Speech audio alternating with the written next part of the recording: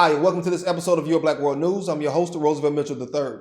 Black Lives Matter activist and former Baltimore mayor candidate DeRay Mckesson will now be leading Baltimore's Office of Human Capital, according to the Baltimore Sun. According to the report, incoming schools CEO Sanja Santelises named Mckesson as interim chief human capital office on Tuesday, making it the second and most high-profile cabinet appointment made by the incoming CEO. The Sun notes that Santelises pointed to Mckesson's 2.5 years experience overseeing key reforms as a strategist and special assistant in the Human Capital Office. Mckesson is expected to head the office at least through the fall. Mckesson is slated to earn a $165,000 salary and manage a budget of $4 million and 56 employees. The current interim head of Human Capital, Deborah Sullivan, will be returning to her old job as Executive Director of Organizational Development.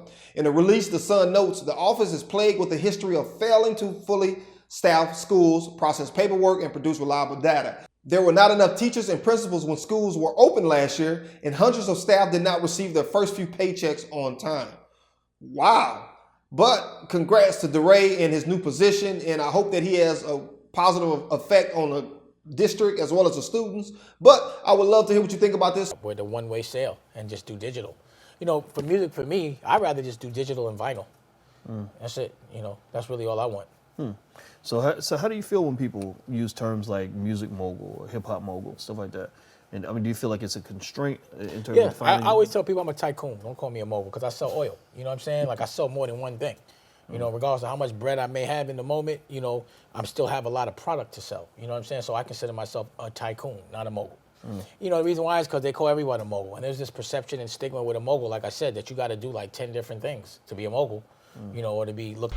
That's how we can change this whole thing, how we can end a lot of the crap we have going on by throwing out positive examples of our fellow black people. Make it the new cool thing. Positive examples of black people. People want to be Rick Ross. Why? Because they see Rick Ross.